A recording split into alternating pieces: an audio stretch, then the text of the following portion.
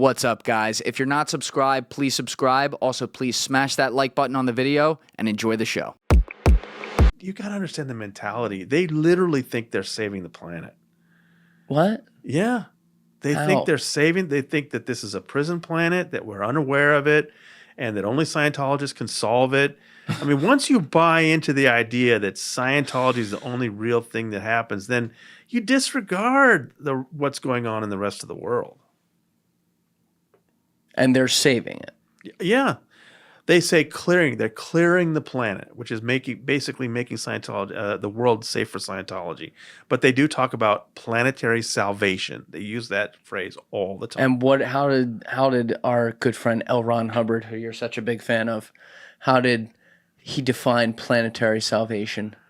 Well, the way he would describe it is he would say that once you have a certain critical mass of Scientologists, you'll literally be able to write the laws and take over. I mean, they are talking about planetary takeover. I mean, it's pitiful because they only have 20,000 people. It's not going to happen. But they do. That's their aim, is to literally take over. Have they ever looked at like taking over a small country in need of cash? Yeah. In fact, in 1966, Hubbard wanted to take over Rhodesia. Oh my God. Okay. What happened there? They kicked him out. Can we pull up Rhodesia? I don't know how you spell Well, that. it's called Zimbabwe now. Yeah, but the original map before it was Zimbabwe. I want to see because does it have a different? Was it smaller back then, or is it the same? I think it's the same borders? size. It just changed name. Okay. Yeah. So he tried to. This sounds like Matt Cox's very short billionaire. In the 50s. What's it called? Schizophrenic friend. What's his name? Frank Amadeo. Yeah. I'm gonna take over this country. Yeah. See, that's not that small. No, it's not. It's in the 50s, he was in America. In the 60s, he was in England. But then even that got hot for him. So in 66, he went to Rhodesia. And he wanted to take it over. He wanted to become prime minister. He got kicked out. So then then what's left for him, right? He takes to sea. And so from 1967 to 1975, he ran Scientology from a ship in the Mediterranean, the Atlantic, and the Caribbean. It was called the Apollo. And were they able to get away with like international sea laws for some things with that? Well, Or- absolutely, because I mean that was the point. Was they kept running out of ports because once a country got smart about what they were really all about, they kick them out. So they were getting fewer and fewer ports they could go to. But they were really hot with Greece for a while. They were in Morocco for a while. They finally ended up in the Caribbean, and by that time, Hubbard was tired of running Scientology from a ship, and so they went back to land in Florida in 1975, and that's when they began their secret takeover of Clearwater. Aptly named town. Yeah, exactly. And can you define the whole concept of going clear for people out there who Well, aren't familiar? I mean, initially, if you read Dianetics, the book that started it all, and it's very important that the full title is Dianetics, the Modern Science of Mental Health. Initially, Hubbard pitched this as a science, not as a religion. And his idea was They're kind that of the same thing he these was days. he was the first one, he claimed, to discover the true nature of the human mind, which is that it had two halves. The one thing is called the analytical mind, which is our waking mind, and it's really an incredibly powerful tool, except that it's held back by the other half, which is called our reactive mind, which takes over when we're unconscious and stores all of our traumatic memories. So if through what he called Dianetics, which was this talking cure, if you could talk about your traumas, you would erase the reactive mind.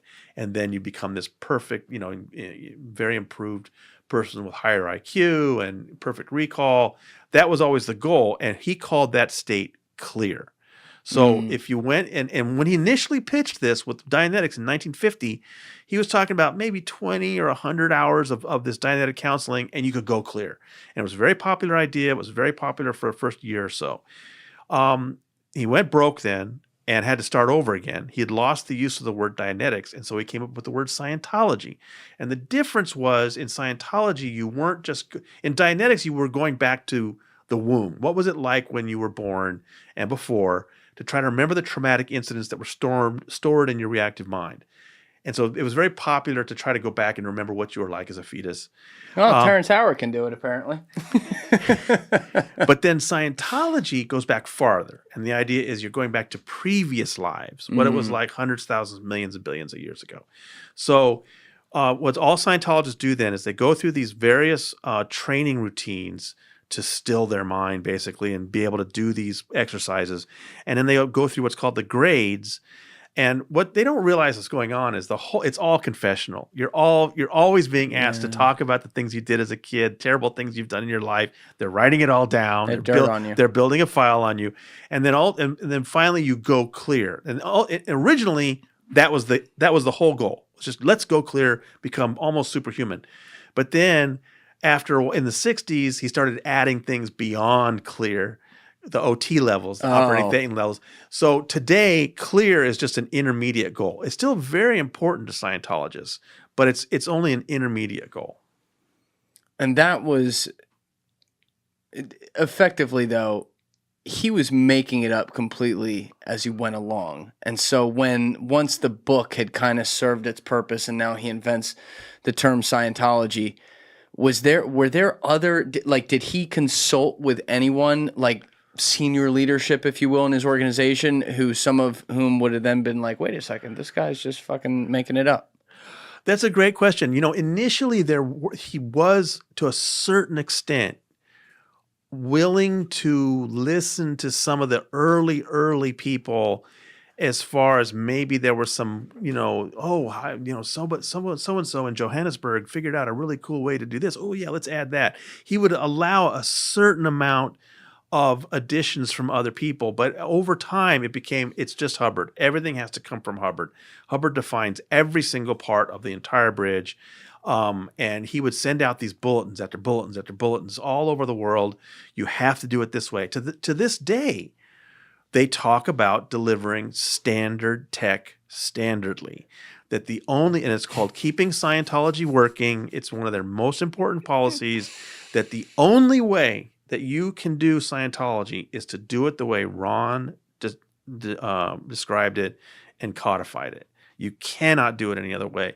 So there was a little bit of collaboration early on, but it got stamped out, and it's just all Ron now. So the idea is 100 years from now, they're going to be using a soapbox with an electrical current on it and saying it's new technology. Well, that's why Scientology was so late to the internet. That's why Scientology was so late to so many other technologies, is that they are still stuck in the 50s in a lot of ways. Yeah, their promo videos are too. They're hilarious. Oh my God. Those things, they're so, like, they look like a South Park episode.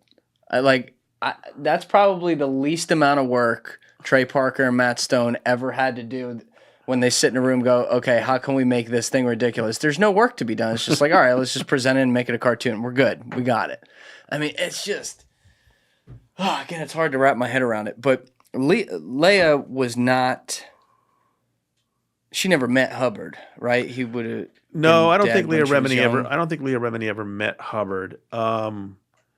He was, he was very scarce after 78, and after 75, he was very scarce, and he was in complete hiding after 1980. After 1980, there were basically only 2 or 3 people in the world that knew where he was and were spending time with him. But when he was still alive, she was a kid in Scientology, right? At some point.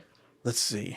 I got to do the math. Can we pull up when she's born? She's 53 now, and so she was born in 71, maybe? 70, 71? 71, and she got into it when she was about 6 years old. So we figure she got into it when she was about 77. Yeah. So yeah, he was still around, but I don't think she would have seen him. But does she remember how he was spoken about at that point? Because he's still alive, right? So he's like a living god. I've never asked her about that. I mean, all Scientologists will tell you that he's not a god. We just hold him in very high esteem, but they worship the guy. They definitely worship the guy. Okay. Now, she took 7 years, give or take, 6-7 years after that 3-month period in 2006, where they made her come in and spend $300,000 for the right to be brain tortured. Why did it? What was her process that took that much longer for her to leave? She was concerned about what had happened to Shelley. She hadn't heard anything about Shelley. She kept asking Dave about that. She wasn't getting good answers. She was starting to threaten to go to the FBI against, to Dave. While still in. And there was just I think she just reached a point where she's like, I'm out of here. And then she told a very few people, and then it got to me, and then I reported that she was out. So that was July 2013. What was it like for her when she left, though? Because she's a public figure. They obviously know she left. Like, what did they do? I think she was very nervous about it. I think she wasn't sure how much they were going to retaliate, but I think she was angry because a month later, in August 2013, is when she filed a missing person report on Shelley with the LAPD. This was huge. Thank you for watching the video, guys. If you haven't already subscribed, please smash that subscribe button and check out this clip's full podcast episode by clicking here or in the description below.